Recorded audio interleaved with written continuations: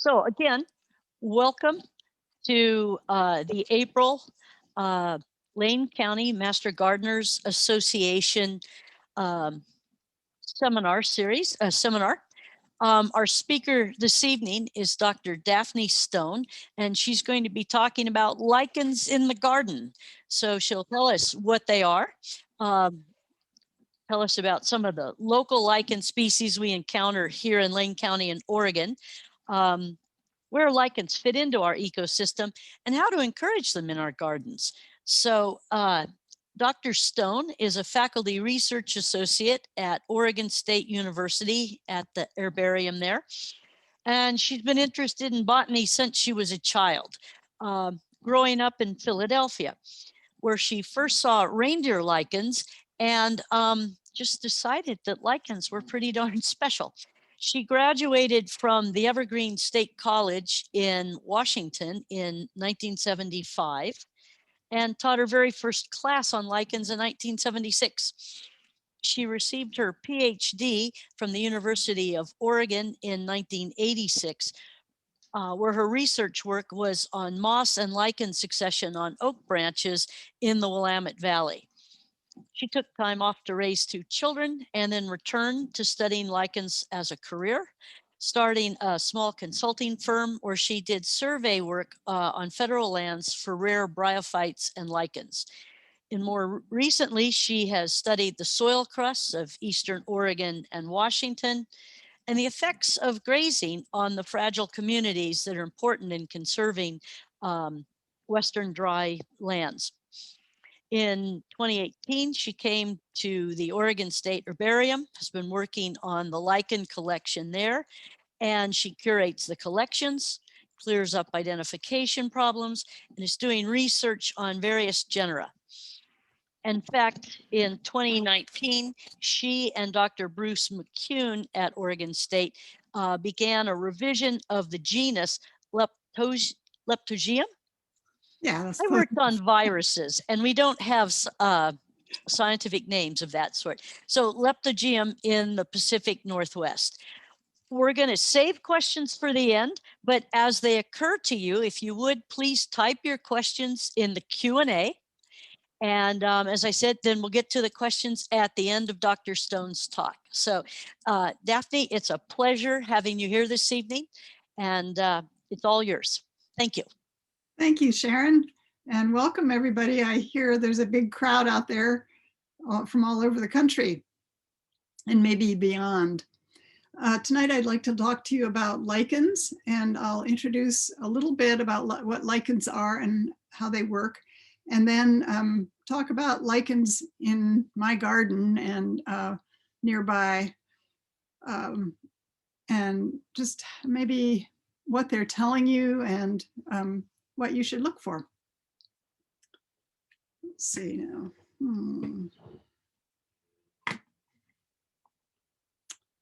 See if I can make the slideshow progress, which I can't. Try that. There we go. So the first thing I need to do is tell you a little bit about lichen terminology, because lichens, since they're not plants, have different words associated with them. The first word is symbiosis, and that means 2 or more organisms living together. And it's in lichens, this is usually obligatory, and that means that the partners are not able to live on their own. In lichens, the fungus is definitely obligatory. It cannot live without its partner. But the algal partner, which I'll talk about in about 2 seconds, is able to live on its own in some cases. Oh, come on, this is not working. Oh, maybe I need to do that every time. Okay. The word thallus is used for the whole lichen. So if you were talking about a plant, you would call it the plant. And lichen is not a plant, it's a fungus. So we have to use a different word, and that word is thallus. Fungal hyphae I will talk about a lot, and they are strands of the fungus. And in a mushroom, Those are usually under the soil or in a log, and you can't see them. The only thing you're seeing when you see a mushroom is the fruiting body. And the last term is a photobiont, and that's the photosynthetic partner in the symbiosis. And in the case of lichens, it's either an alga or a cyanobacterium. For those of you who are probably over 60, the cyanobacteria used to be called blue-green algae because of their color. When we talk about lichens, we use three general terms that talk about their shape. It doesn't have anything to do with phylogeny. It's just makes it easier to talk about. Oh, is it a foliose lichen? Foliose lichens are leaf-like, like this Loberia Pulmonaria here. Fruticose lichens are bush-like or long. And so you see those, you see them here hanging from the trees at Mount Pisgah. And the third category is Crustos lichens, and those are paint-like, and they're not separable from their substrate. So if they're growing, for instance, on bark, you'd have to carve a little bit of the bark off if you wanted to collect it. Or if it was growing on a rock, you'd have to bring home the rock. Let's take a quick look at a thallus cross-section. Lichens are mostly made up of fungus, and so here's the upper cortex, and it's made of fungal cells that are usually small and round, and usually pretty tightly attached with nice thick walls. Then the main part of the lichen is the medulla here, and the medulla is made of loose or strands of fungal hyphae, and often they're loose, so there's space in between, like here. And in the upper part of the medulla, where the cells can reach get the most light, the algae are living there. And in most lichens, the algae or the photobiont is up at the top, but there are some where it's mixed all through. Then here's the lower cortex. And as I was just talking about Crustos lichens, and they don't have a lower cortex because they're not separable from the substrate. So they just have an upper cortex and a medulla. Now I said that lichens have fungus and a photosynthetic partner. Here's an example of a lichen that has two photosynthetic partners. This is Peltigra Leucophlibia, and you can see it mostly has a green algal photobiont, and you can tell that because of the color when it's wet, it's bright green. But if you look where the arrow is pointing, you'll see small dark dots on top of the surface, and those are small groups of cyanobacteria that are held together with some fungal hyphae and attached to the thallus, and they are part of the lichen. And this lichen is really, that makes this lichen do really well because the cyanobacteria are fixing nitrogen. Cyanobacteria are the only thing that can fix nitrogen. And you've probably heard about this in regards to the pea family. When you're gardening with peas, you don't need to add extra nitrogen because they can fix nitrogen. The reason they can fix nitrogen is because they have cyanobacteria in little tiny nodules on their roots. So this lichen that grows often on bare soil or on rock is sort of preparing the soil for itself and for other plants to grow, for plants and other organisms to grow. Then I'd like to talk just a little bit about reproduction. There's two different kinds of reproduction in lichens. There's sexual reproduction and asexual reproduction. Sexual reproduction involves two different strains of fungi meeting up and mixing their genes, and then they produce a little fruiting body. And here is an example of one on Loberia Pulmonaria. You'll note there's a little rim around the edge, and then there's reddish or brownish in the center. The red-brown area is the fruiting surface. And let's take a look at a slice through an apothecium. Here we go. Here's the green algae in the forming the rim that you saw that was the same color as the thallus.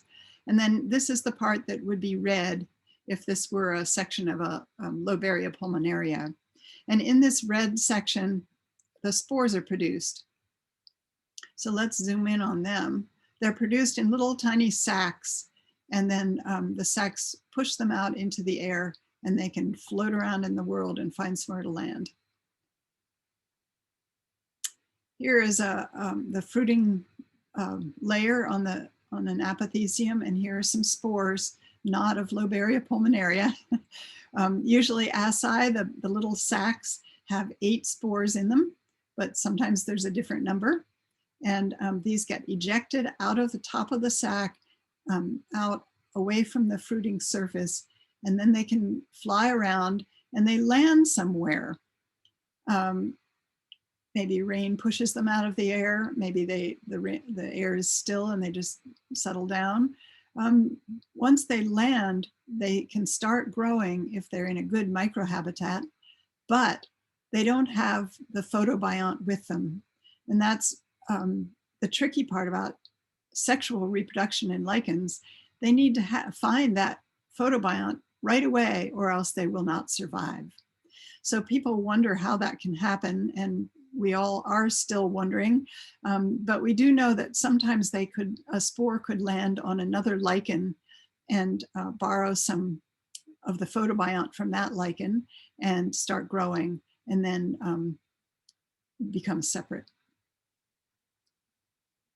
But really that part of lichen reproduction is pretty mysterious. The other main way that lichens can reproduce is asexual.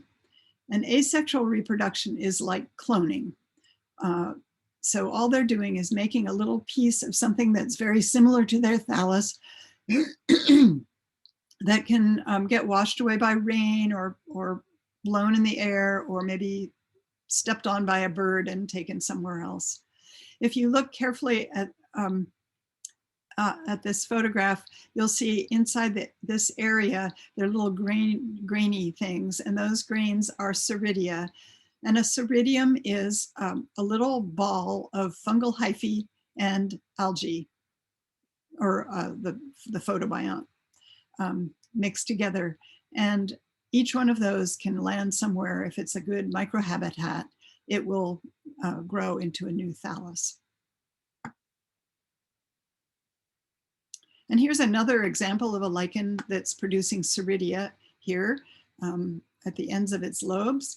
And each one of those can fly away and become a new lichen.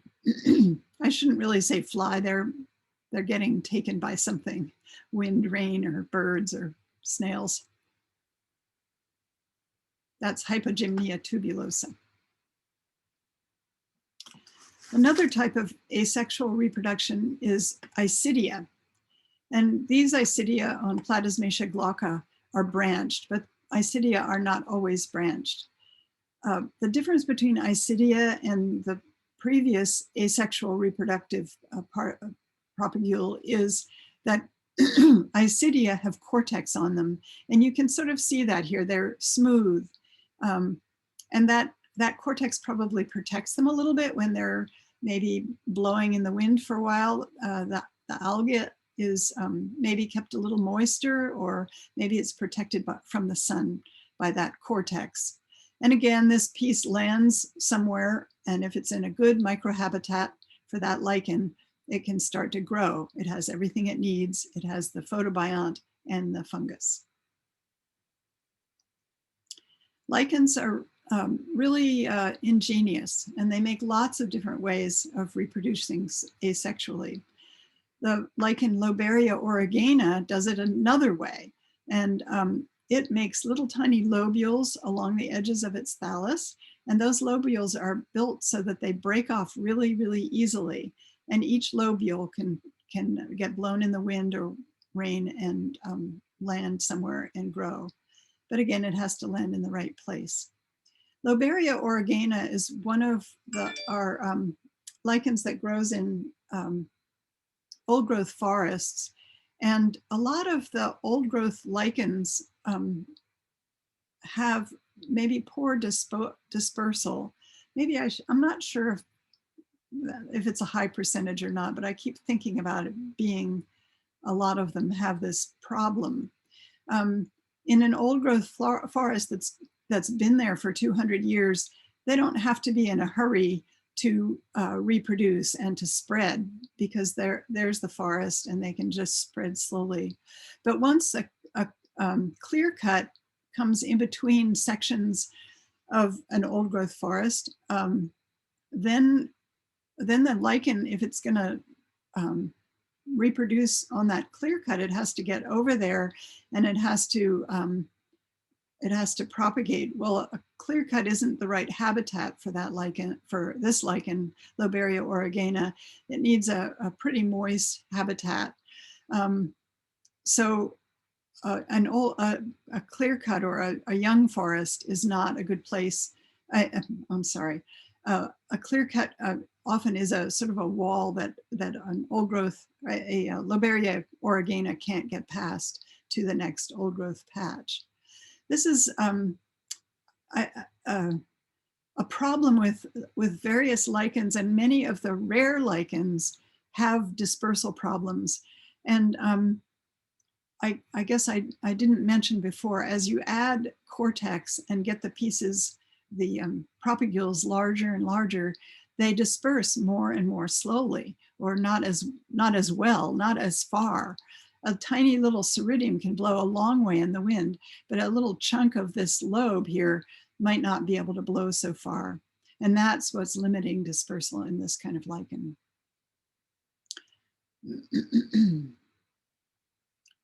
Another lichen that has dispersal problems is Loberia oregana. Its way of making propagules is that one of these strands just blows in the wind and gets caught on the tree next to it. So you can imagine that it doesn't disperse very far. And this photograph is a pretty good example of that. You can see that this tree here has a lot of it draped all over it, all the way up into these upper branches. But the tree next door has less. And that's really typical of Loberia oregana. It often doesn't have, it often covers a whole tree, but the tree next to it might not have any on it, or might have just a little bit, just because it's so hard for it to disperse, to get that strand blown over to the next tree. And so just breaking off a piece of this long strand and that landing somewhere else makes a new thallus. This Neolongissima is one of my favorite lichens because it's super indicative of clean air. And so this is one that I've been watching throughout my career.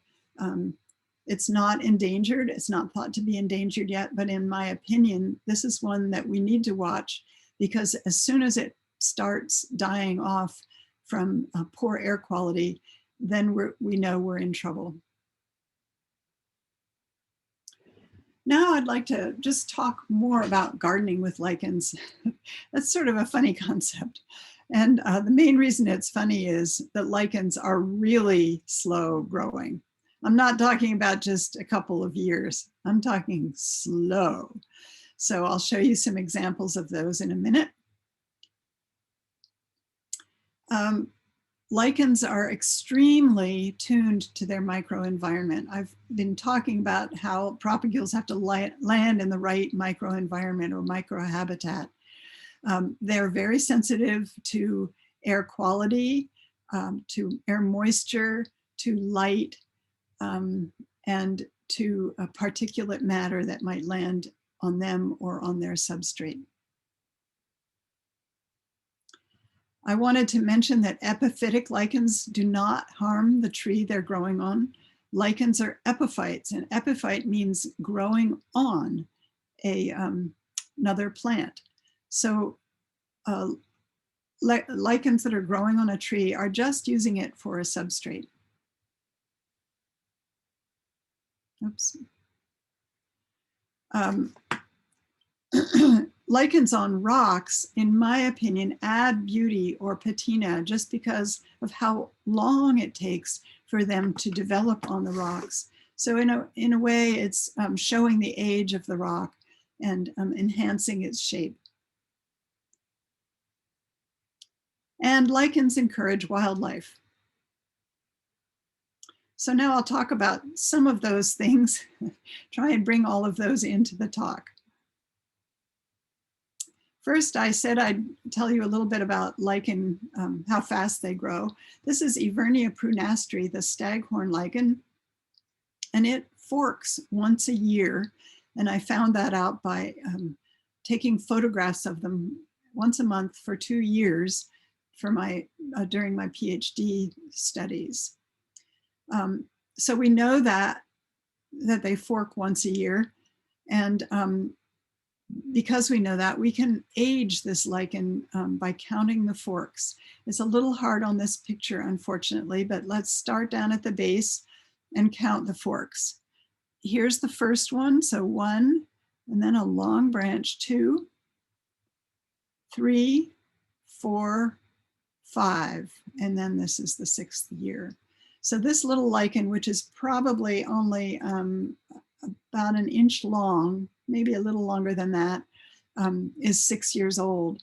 And I encourage you all to find an Evernia prunastri, a staghorn lichen, and count how many branches, how many forks there are on one branch, and estimate the age. Often when I show this to kids, they're amazed because this little lichen that's only an inch or 2 long is older than they are.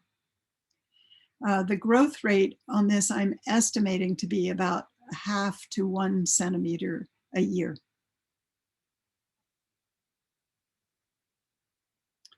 Ramalino Menziesi, the fishnet lichen, is the state lichen of California. They're the only state that has a state lichen. And the California Lichen Society worked hard to get that.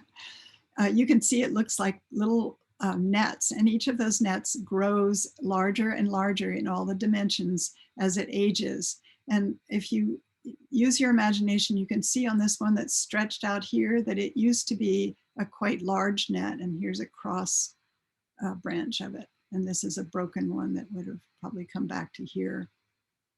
Ramalino Menziesi, the growth rate was measured in California, and it was about 10 centimeters a year, which is one of the fastest growing lichens that's documented.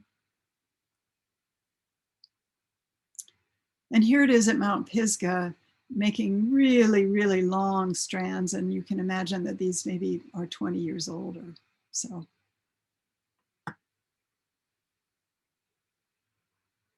And Usnea longissima has a growth rate that's similar to Ramalino Menziesi. And I would like to mention here that people are interested in using lichens as natural dyes.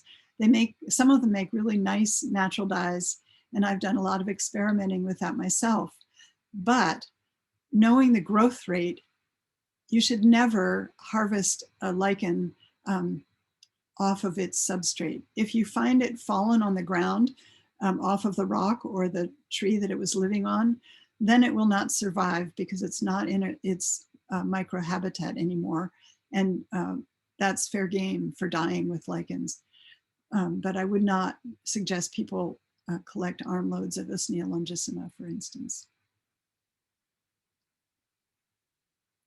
And then looking at a Crestos-Lichen Purchaseria, I estimate that this one grows much slower, more like 0.5 millimeter a year.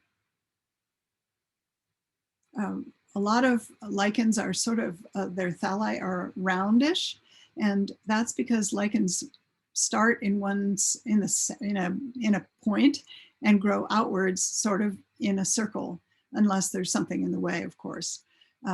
So you can see that this is the edge of the circle over here, and this is the growing edge. Okay, let's go down to my orchard and take a look at what's happening on apple and pear trees down there. Let's start by looking at the youngest twigs and see what lichens are growing on them. Here's a 3-year-old twig of an apple, and you can see tiny thalli starting to grow there. This one's an usnea, and oh, here's a larger usnea. And there might be little ramalinas and little evernias, the one staghorn lichen that we've already seen. And right in the center is a bright yellow one.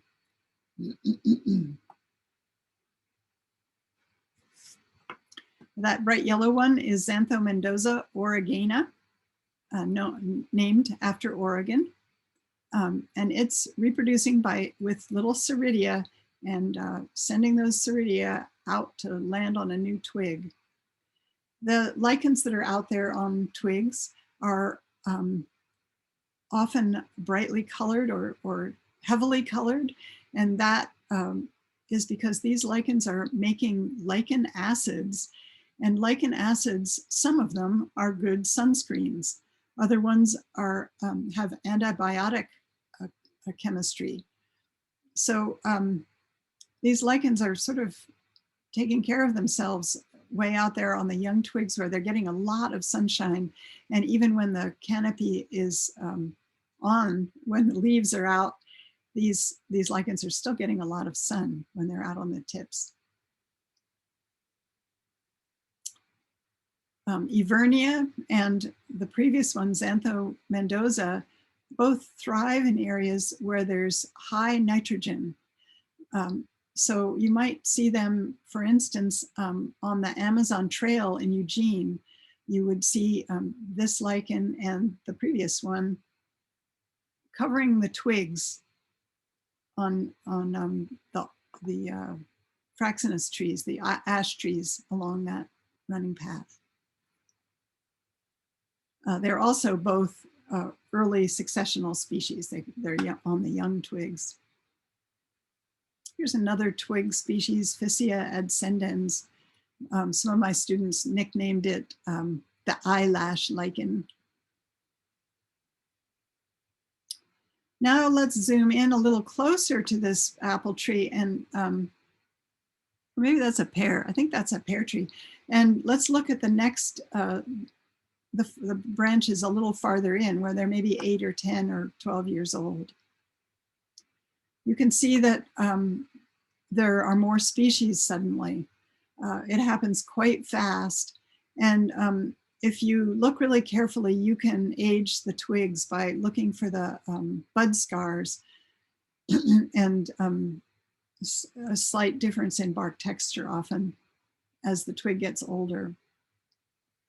On this picture, I have usnea, now big enough to see, and I have Ramalina farinacea. We have Hypotrichina sinuosa, and something dark in here that I suspect is a melanohalia, which you'll see in a minute. And you'll see another picture of in a minute. Here's another usnea, starting to really bush out and maybe shade out these lichens that are stuck tight to the bark, these foliose lichens.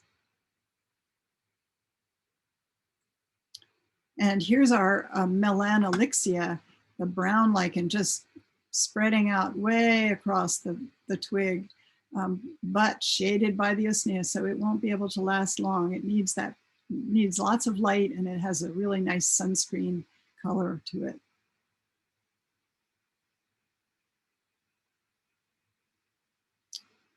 Mosses start in somewhere around 8 years, and they're a danger to the lichens because they can overtop some of the foliose lichens that are stuck tight to the branch.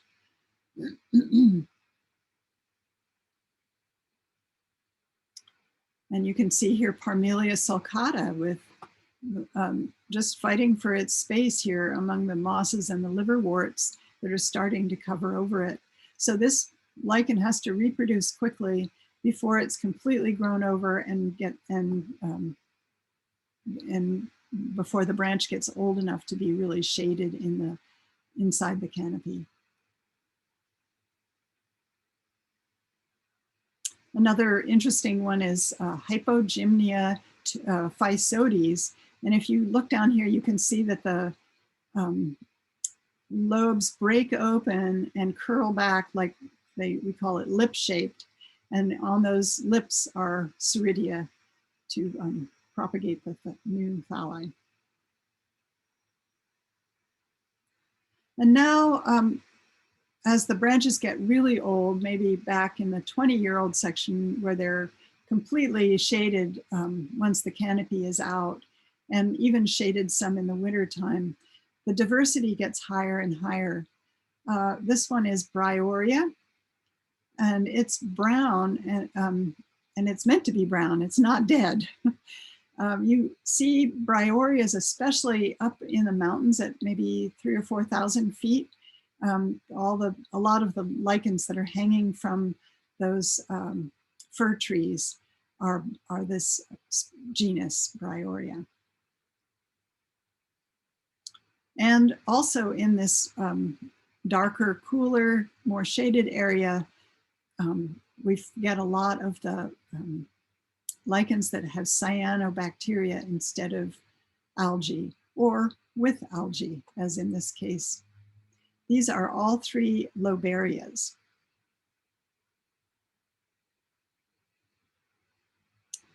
Here's Peltigra Leucophlibia that grows on the boles of trees especially, and it sort of thrives in the moss. It seems to be able to reach up out of a bed of moss and get enough light to survive. It again has a cyanobacterial photobiont. Oh, I wanted to talk about mosses, and this is a good photograph to talk about the difference between lichens and mosses. Mosses are plants. Lichens are fungi, are named after the fungus anyway. Mosses have leaves, which you can see pretty clearly here, but both mosses and lichens are non-vascular plants. They don't have any veins that bring nutrients up into their branches, into their leaves or lobes. They have to absorb everything just through their skin and distribute it once it gets inside from cell to cell. I wanted to show you the bottom side of a Peltigra because that whole genus has an unusual decoration kind of on the bottom. It's called veins, and they look like sort of flattened veins, usually dark. So if you see something that looks like that, turn it over and see if it has veins on it. Another one of my favorites that I keep showing you in this slideshow is Loberia Pulmonaria. Here it is dry after the rains have stopped.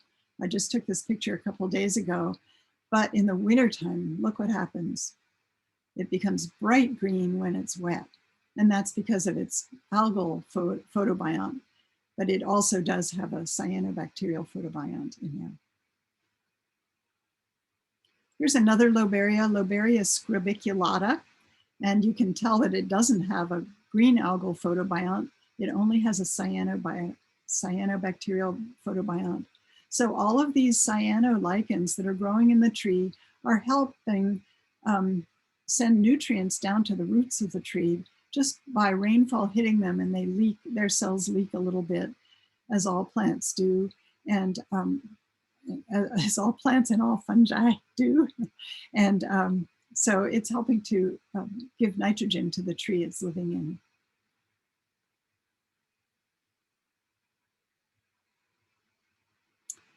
Also on the boles of the trees, you might find boles that haven't gotten covered by mosses, and instead they're completely covered in Crustos lichens. So all of these shapes are Crustos lichens. Here's a little one here. Here's one with beautiful little apothecia.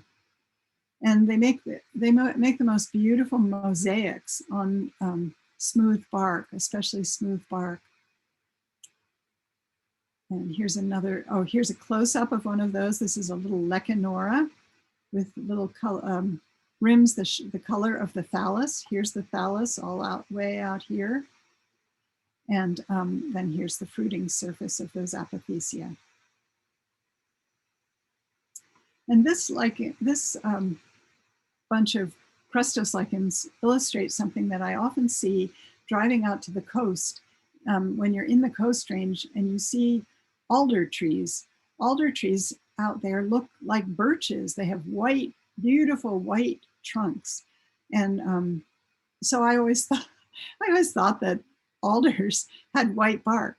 Well, if you look at them carefully, you'll see lichens like this and others that completely cover the trunks way up into the canopy. And actual alder bark is dark gray.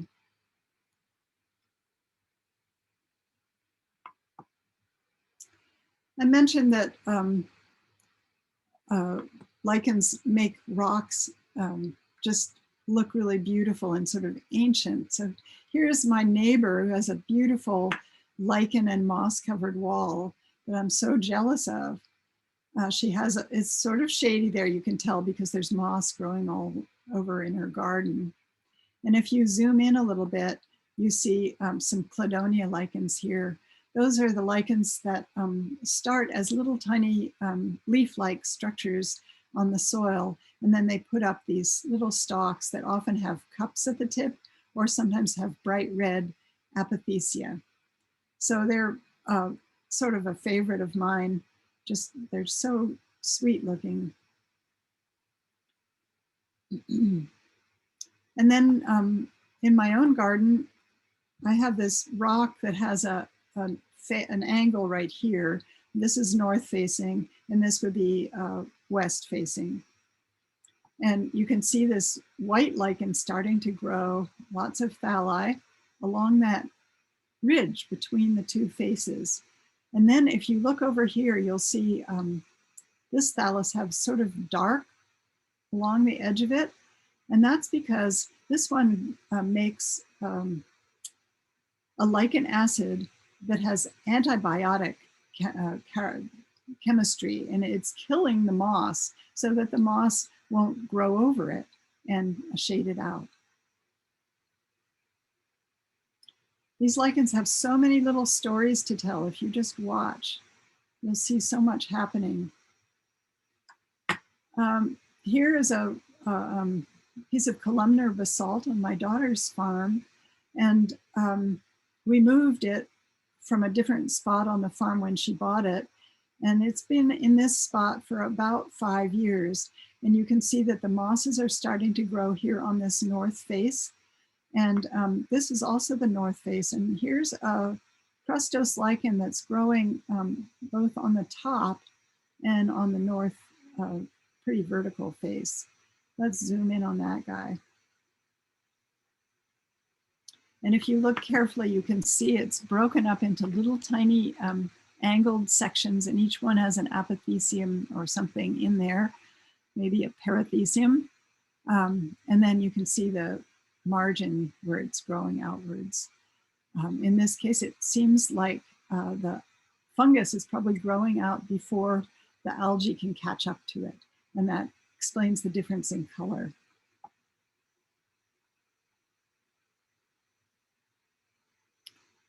And this one is just so beautiful.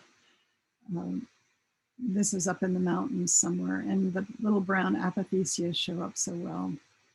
If you see that these are all probably the same species, but they make black lines in between them when two different thalli meet each other. And it's because the fungi in there are different sexual strains, and they're meeting each other and having a little argument. There's this. And then other foliose lichens on rocks sometimes make these concentric circles. And the way that works is a lichen starts as a small thallus in the center, and then as it grows out, the center kind of peels off, but the the growing edge is still attached well to the rock. So this is a new part growing where this had part of the lichen and it peeled off, and again and again and again. This is the original largest margin.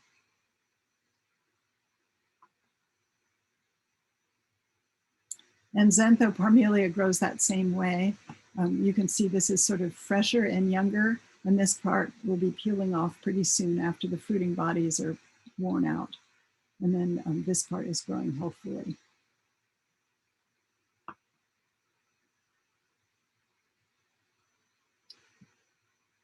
If you're really lucky and you have some sort of shaded north-facing areas in your garden, you could get cladonias growing.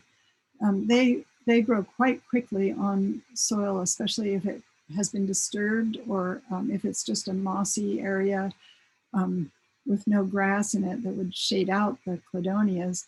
These cladonias, I think I mentioned before, they start as little leaf-like structures, and then they send up these stalks, and sometimes they have these beautiful pixie cups.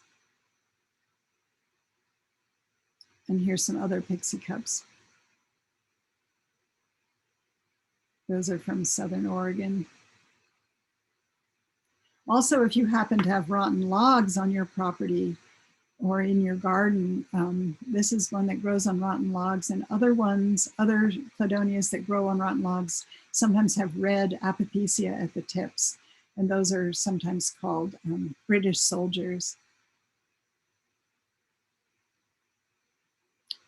And then I'm fascinated by the lichens growing on my wheelbarrow. It's a pretty old wheelbarrow. It's about 30 years old. And you can see here some really nice apothecia. This is a spot of rust and more rust, but there's apothecia all wherever there isn't too much rust. Most lichens can't grow with rust. It's too much iron. And you can just see very vaguely here a sort of a rain drip where that iron drips down, and there's no lichens growing right there. And if you have a fence with nails in it, iron nails, the same thing would happen. And I'm sort of mentioning this because lichens, a lot of lichens are poisoned by various metals, especially iron and copper, and probably some other metals too, but these are the two most common ones. So if you spray your peach tree with a copper spray, that tree probably won't have lichens on it. But as long as you're not spraying the apples next door, the lichens might survive on the apples. Depends if you spray when the wind is blowing.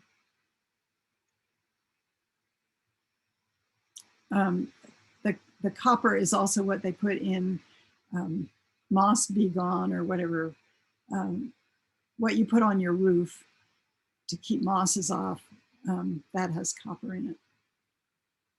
Don't use it. Kills mosses and lichens. The wheelbarrow also has beautiful lichens on its handle, these big Crustos lichens, and then some little tiny sort of greenish yellow things growing along in here.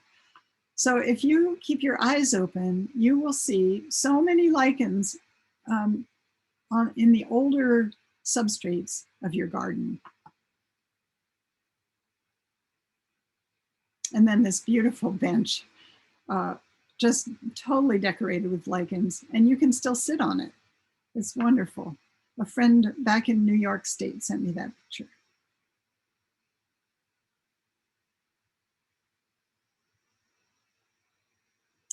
And I did mention that lichens attract wildlife. So here's our tiny wildlife. Here was a white thallus of a lichen, and a slug or a snail has come and with its radula scraped off that lichen because it's getting at the algae or the cyanobacterial photobiont, which is food for a snail or a slug.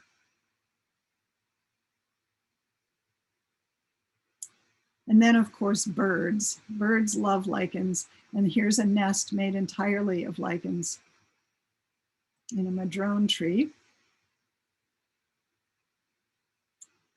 And hummingbirds are famous for taking Parmelia lichens, which are a small foliose lichen, and they take spider webs and attach the parmelias to the outside of their nest to give it some camouflage.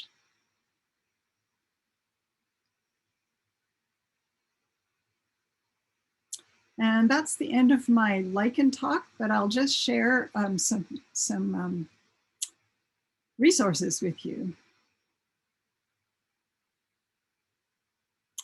The book that's the best for macro lichens, the lichens that are big enough to see without a hand lens, is Macro Lichens of the Pacific Northwest, second edition by McCune and Geiser. Bruce McCune is a professor at OSU, and I work closely with him on a lot of different research projects. A new resource that's just come out last year is Common Macro Lichens of the Pacific Northwest by McCune and Yang, and it's on the internet. You can just click on it. And I'm going to show you how to get that address so you don't have to write it down. If you Google Northwest lichenologists, you'll get to this page, and you'll see that there's a forum where you can discuss problems like, what is this lichen? Can you help me out? I've tried keying it out and I can't figure it out. And you could put a photo and somebody might respond. We have news about lichens. We have resources, other books or papers that might be helpful. We have certification, lichen certification, so that we certify people who work as surveyors for the federal government and other people. And if they've passed the certification, it means that they are good at collecting all the different species of lichens on a plot, and they're good at identifying them. And they also know quite a lot about the rare lichens in the Pacific Northwest. We have a store, and we have you can sign up and you can read about us. And let's see, and I mentioned that you could get that, that website, the online website, the key to the lichens, and you would look under resources to get that. Thank you very much. I'm glad you could attend. Hope you liked it.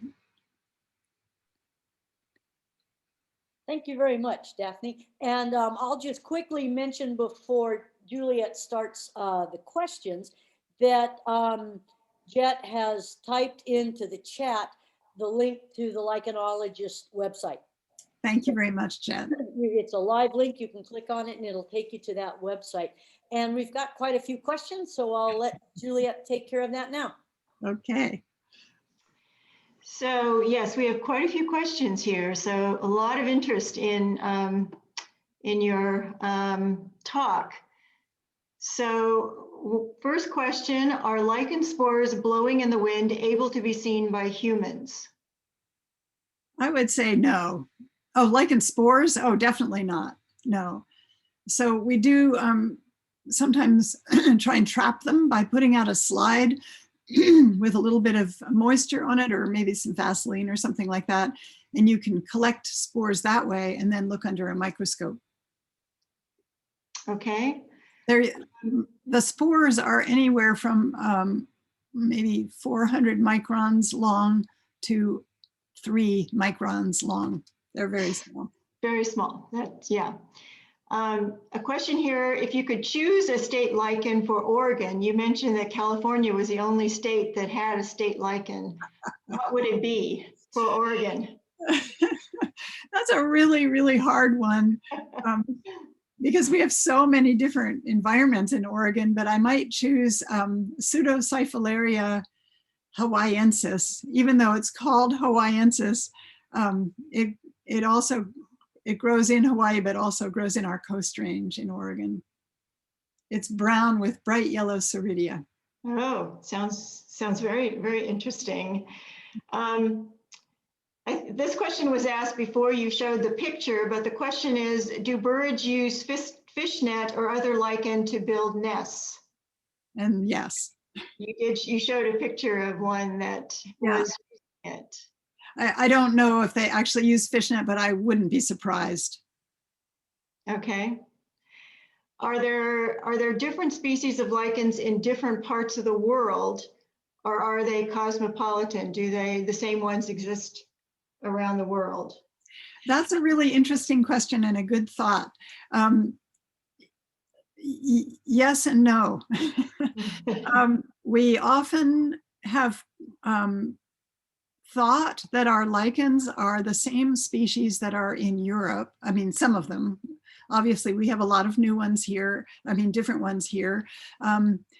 But it's turning out now that we can sequence lichens fairly easily, it's turning out that a lot of the things that we thought were the same as a European species are not.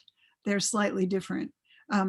But I think there probably still are some, because spores can definitely fly around the world. And so I think we're still finding out the answer to that, but there will be some that we share cosmopolitan and some that are unique to Oregon, some that are unique to the Northwest, and some that are unique to North America. We also share a lot of lichens with South America, or at least genera. So there's similar species in between us and South America. Mm-hmm. Interesting. Another question, can lichens attached to fallen branches or twigs be transplanted to new trees? If so, what's the best way to do this? I think you mentioned a little bit about this. Well, it is really hard to do that successfully. If you get a freshly fallen branch and you put it in the same environment that it was in, you might be able to keep something alive. I tried transplanting for my thesis, and basically, if I put it in the same habitat, it maybe lived, and if I didn't, it definitely didn't live. For instance, I tried moving some things that grow in the interior of the canopy out to the edge of the canopy where there was more light, and those ones fried. So I think it would be hard. I also think that if you're moving branches, the bark kind of peels off after maybe 3 or 4 years because it's dries up and then it breaks off. So it's not really a very stable way of moving lichens. We also tried growing lichens in different places by taking silicone glue and gluing a lichen thallus somewhere where it should be, the right environment. And that works very well too. Okay. Next question is, what is the impact of climate warming on lichen growth? I don't know the answer to that yet, but we definitely know that there's going to be some big shifts in where lichens can grow. And probably a lot of the ones at the tops of mountains will go extinct because they're sort of on mountain islands, and there's nowhere for them to go higher to get that same climate that they now live in. Also, coastal lichens might be in big trouble. Lichens just don't disperse well enough and fast enough to colonize places that's not where they live right now. So, and climate warming seems to be happening quite fast. So the lichens are telling us some scary things, but we don't have quite enough information to answer that question yet. Okay. What season or time of year does reproduction occur? Oh, that's a good question. It's different for different lichens, so I can't even tell you that. But the apothecia usually last for at least a year, if not longer. Not on every single lichen, but the ones I was showing you, you would see those apothecia on there for a long time, and the apothecia usually continue to release spores over, I would think, a year or longer. Okay. Tricia is asking, can you talk about the medicinal qualities of Usnea? I can talk about that a little bit. Usnea makes some lichen acids that have antibiotic qualities, and that is proven. They do work. And in Europe, there are antibiotic salves made from them. There are actually, even in this country, deodorants that have Usnea in them, Usnea chemicals in them. And then I know a lot of people here have been using them for lung problems. You drink a tea made of it. I discourage that because in the Pacific Northwest, at least, we have so many species of Usnea, and they are one of the most difficult genus to tell apart. As a matter of fact, on that Northwest Lichenologist website, you will see a little book that I wrote, a booklet, to help people identify what species it is, because every species of Usnea has different chemistry. So one might have something that's very helpful for respiratory problems, but another one might not, and they might look exactly the same. If on that picture that I showed you of a branch of an apple tree, there are likely to be 5 or 6 species right there. And I would not be able to even identify all of them. So I think that using that without knowing very much about it is a little bit dangerous. Okay. Susie, this is an interesting question. If you move a rock with lichen on it, do you need to keep the compass orientation the same? You need to keep the compass orientation and everything else that you can possibly think of the same. For instance, if it's on a south-facing slope and you move it to a north-facing slope, but keep the same compass direction, it will not do well there. The lichens on that rock will not do well necessarily. But if you keep it in the same kind of habitat, but just move it, you might be successful and the lichens might continue to grow. Oh, I forgot to say one thing about the rock lichens. Some people have tried taking a specific rock lichen that they like that's growing on a rock and putting it in a blender with gelatin or buttermilk, and then putting that on a rock to help propagate the lichen on the rock. And I believe that that does work. I have not tried it myself. And somebody I was in contact with who lives in Canada, they were trying it on a big scale, grinding up lichens and spraying it onto young forests, forest lichens, spraying it on young forests to get the lichens to grow there for elk to live on, to eat. Is the antibiotic in lichen used to treat humans? Yes. Okay. Kimberly asks, where is the most surprising location you ever found lichen growing, and why was it so unique? Actually, no location surprises me. Wheelbarrows and everything. Yeah, I was surprised to find so much on my wheelbarrow. Might people be allergic to lichens? Yes, that's been shown.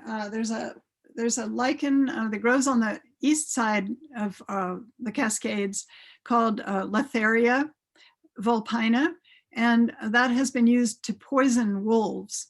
But I got an email from someone about doing work on trees. She was climbing trees that had this Loberia on it, and she got a terrible reaction from touching so much as she climbed. Usnea can also give you bad reactions, and Evernia has been used in perfumes, and I think the perfumeries are now stopping using Evernia in perfume because of allergic reactions. Those are all antibiotic properties, some lichen acids that give an allergic reaction. Another question, why would lichens growing on the north-facing surfaces, why do they grow on north-facing surfaces when they need light? Because they need light, but they need the right amount of light. So some lichens grow just inside the mouth of a cave. Some grow on like a slope, underneath a rock where the light is very low. Different lichens need different amounts of light, and that's one of the things that they're measuring all the time and telling us about.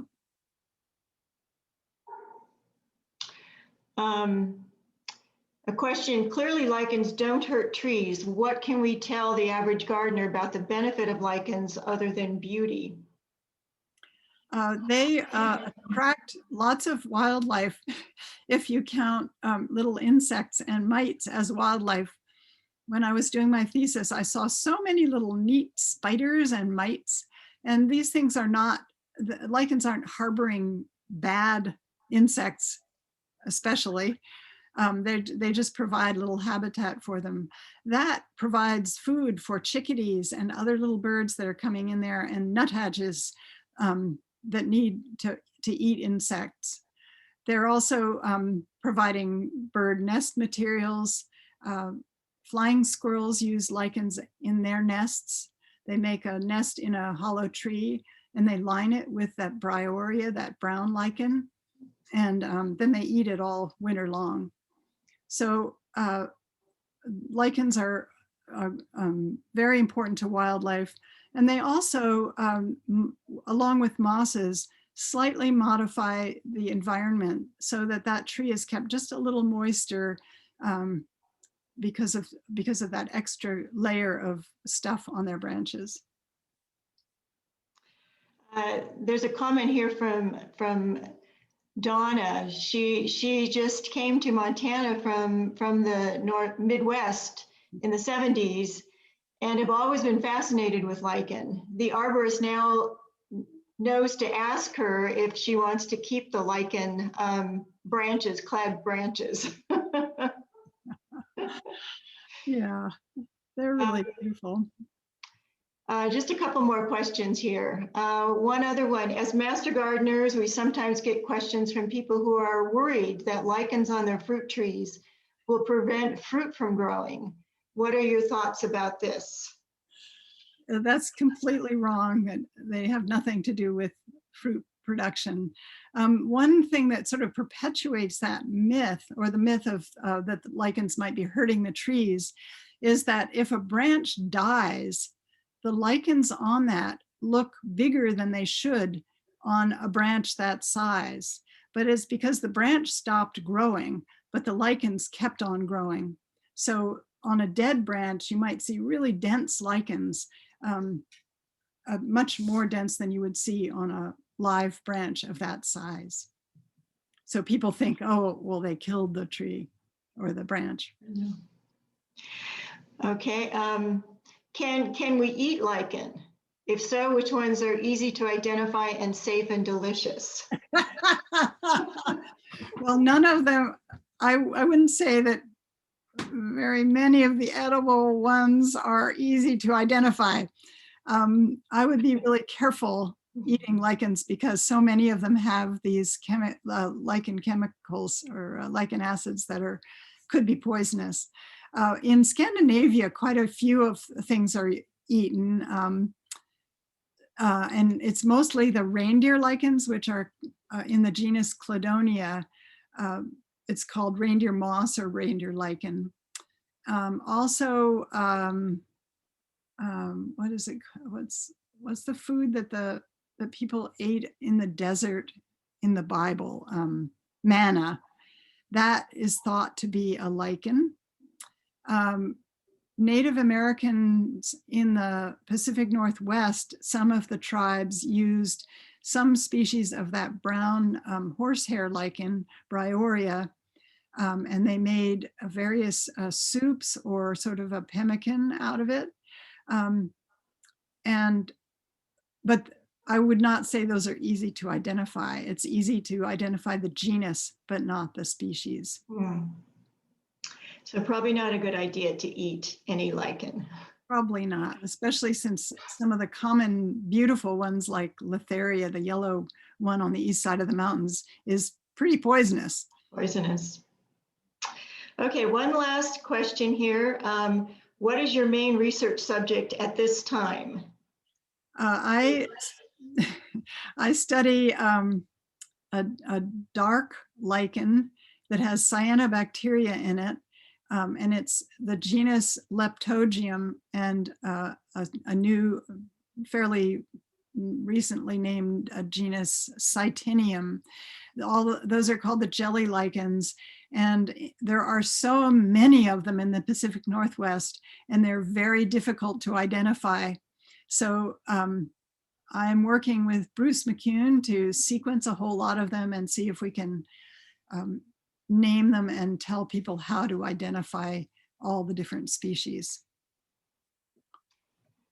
Well, I think that's all the questions we have. So thank you so much for being our speaker tonight. You did a fabulous job, and obviously there was a lot of interest in your talk with all those questions. So we really appreciate your time and the time you spent on putting the presentation together. Well, you're so welcome, and I'm so glad that everyone was interested in the talk. Go out and look in your gardens and see if you can find any. One of the comments was, "Thank you, this was eye-opening." So I think somebody will be out there looking at their branches. And probably there was a bit of glancing out the window as you talked. Thank you so much. A lot of thank yous coming across now, so it was obviously greatly appreciated. So before we close, I just wanted to announce what our next seminar is coming up for May 18th. We're going to have Mieko Aoki, who is the native plant nursery manager at the Friends of Buford Park, talk about both the nursery itself and also about native plants. So we hope to see you all on May 18th. And thank you again, Daphne, for doing such a great job tonight. You're so welcome.